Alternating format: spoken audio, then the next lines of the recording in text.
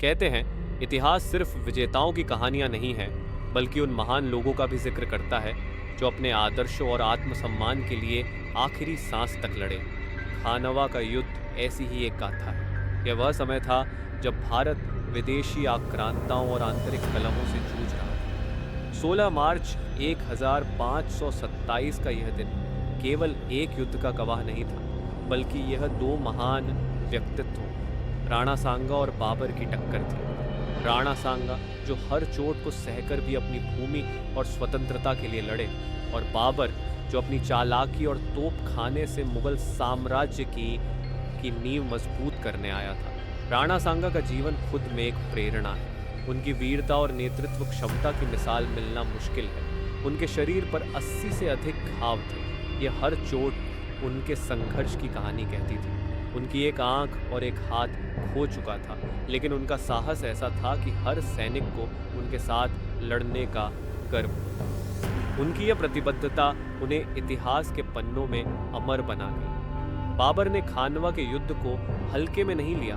उसने जिहाद का ऐलान किया और अपनी सेना को इस लड़ाई को धर्म और अस्तित्व की लड़ाई के रूप में प्रस्तुत किया। इतिहासकारों का मानना है कि बाबर ने इस युद्ध से पहले अपनी कमजोरियों को मिटाने के लिए शराब तक छोड़ दी। यह दिखाता है कि राणा सांगा के साहस का दबाव बाबर पर कितना भारी था।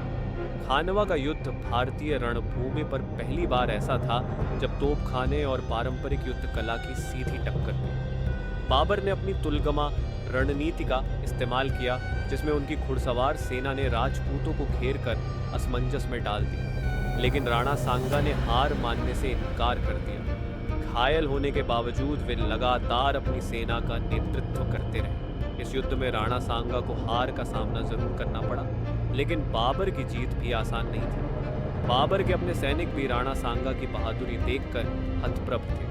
कहा जाता है कि बाबर ने अपने संस्मरण बाबरनामा में खुद राणा सांगा की वीरता का जिक्र किया है। युद्ध के बाद भी राणा सांगा ने संघर्ष का रास्ता नहीं छोड़ा। वे अपनी सेना को फिर से संगठित करने की योजना बना रहे थे, लेकिन उनकी असमय मृत्यु ने यह सपना अधूरा छोड़ दिया।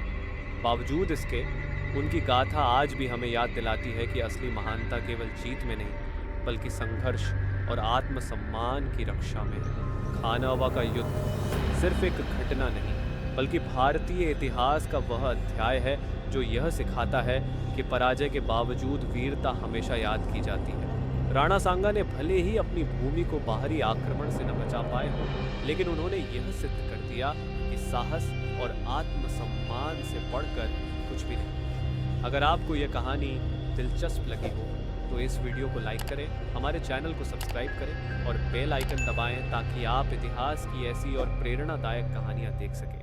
आपकी सहभागिता हमारे लिए अनमोल